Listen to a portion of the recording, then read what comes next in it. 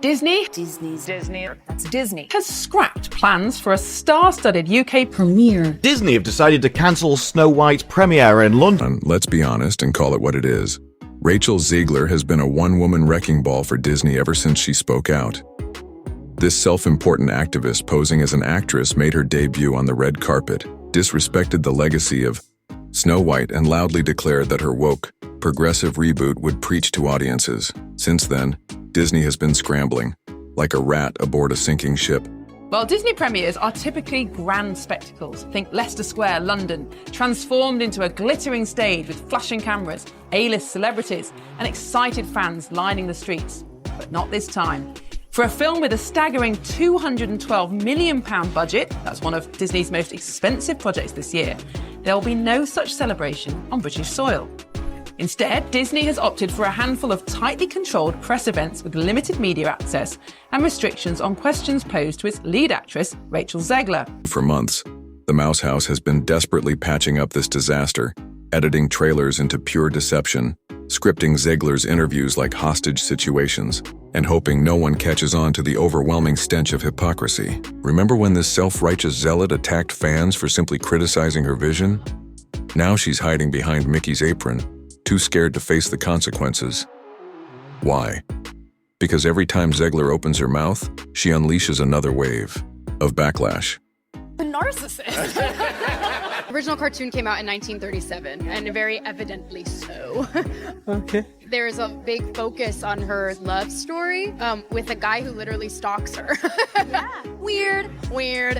And then it became like, I will elbow everyone out of the way to play the part. That people will assume is a love story just because like we cast a guy in the movie, right. Andrew Burnap. All of Andrew's scenes could get cut. Who knows? It's Hollywood, baby. I say, if I'm gonna stand there 18 hours in a dress of an iconic Disney princess, I deserve to be paid for every hour that it is streamed online. And we absolutely wrote a Snow White that is not going to be saved by the prince. She's not going to be saved by the prince, and she's not going to be dreaming about true love. She's dreaming about becoming the leader she knows she can be. The original Snow White came out in 1937, and it's pretty clear that the focus was heavily on her love story, with a guy who literally stalks her. Kind of strange, right? Fast forward, and it became this drive to elbow everyone out of the way to play the role, assuming it's just a love story because they cast a guy in the movie. Andrew Burnap's scenes could be cut entirely. Who knows, it's Hollywood after all. But honestly, if I'm going to stand there for 18 hours in the dress of an iconic Disney princess, I think I deserve to be paid for every single hour I'm on screen. And yeah, we absolutely reimagined Snow White. She's not going to be saved by the prince. She's not daydreaming about true love. She's dreaming about becoming the leader she knows she's capable of being. These actresses cannot stand each other. I mean, they really can't. I mean, and I feel bad for Gal Gadot having to deal with this little, she could have played like one of the dwarfs herself, right? Like this little elf who's there on stage with her. Did you see at the Oscars?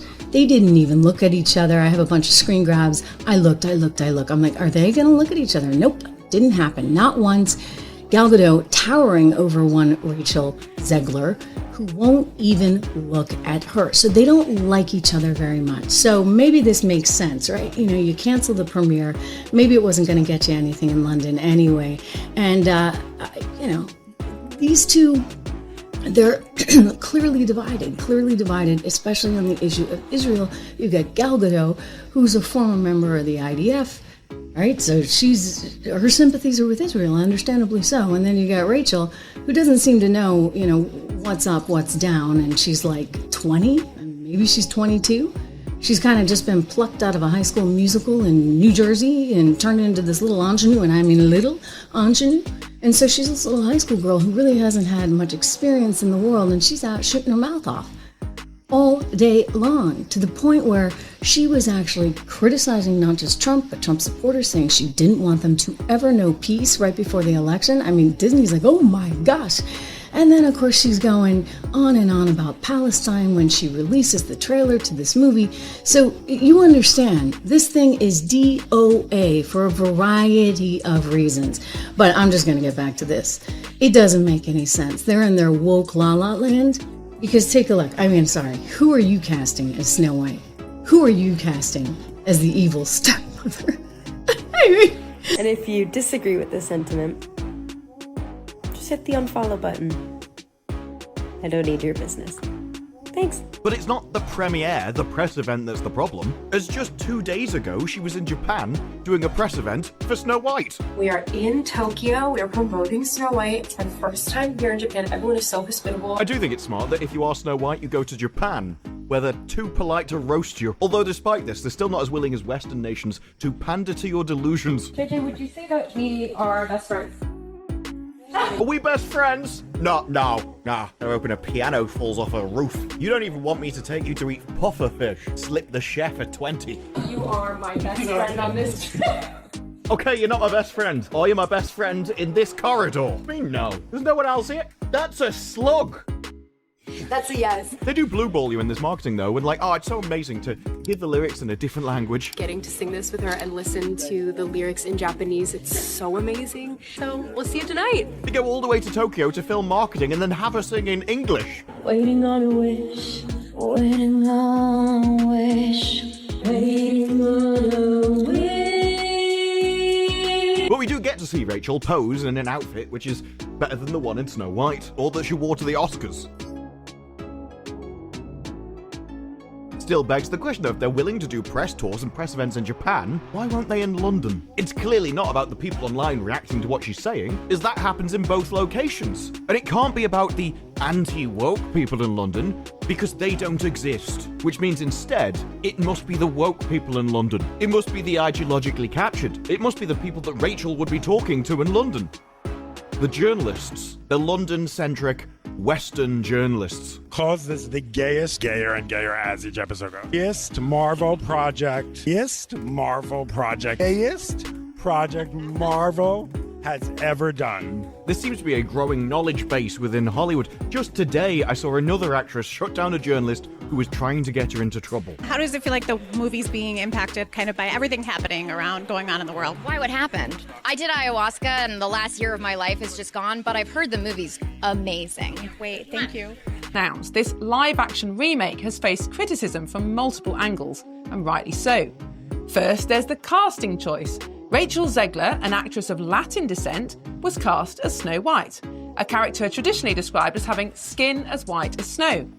For many critics, this choice represents yet another example of Hollywood prioritising diversity quotas over staying faithful to the source material. Then there's the storyline itself. Reports suggest that Disney has reimagined Snow White as a modern leader focused on independence and empowerment, far removed from the gentle princess who finds true love in the original tale. The prince? He's been sidelined entirely because apparently true love is now considered problematic. And let's not forget the seven dwarfs, or rather their glaring absence. In this version, they've been replaced by magical creatures. Why? Because Disney seems to think that respecting beloved characters is somehow offensive or outdated. These changes represent more than just creative liberties. They're part of a broader trend in Hollywood to inject progressive politics into every aspect of storytelling, often at the expense of quality and authenticity. The controversy surrounding Snow White hasn't been helped by Rachel Zegler herself. In past interviews, she dismissed the original 1937 animated classic as dated and referred to the prince as a stalker. These comments have sparked outrage among fans who view them as disrespectful to one of Disney's most iconic. Disney is in full damage control mode. So terrified of Rachel Zegler's endless controversies that they've scrapped the UK premiere altogether. That's right. Rather than risk another PR disaster, they'd rather let this woke remake fade quietly into obscurity. Press events? Cancelled. Reshoots? Check. Box office panic? Absolutely. And their lead actress? A walking PR nightmare. Instead of promoting the film, Disney finds itself babysitting a star who can't stop making headlines about Free Palestine long enough to sell a ticket. This isn't just embarrassing, it's a total catastrophe. When your big-budget fairy tale requires hiding its own leading lady and tiptoeing around Backlash you've already lost, March 21st can't come soon enough. Grab your popcorn. The spectacle of Hollywood's most cringeworthy disaster is about to reach its final act. And when the dust settles, the only thing the magic mirror will reflect is Disney's face first fall into irrelevance.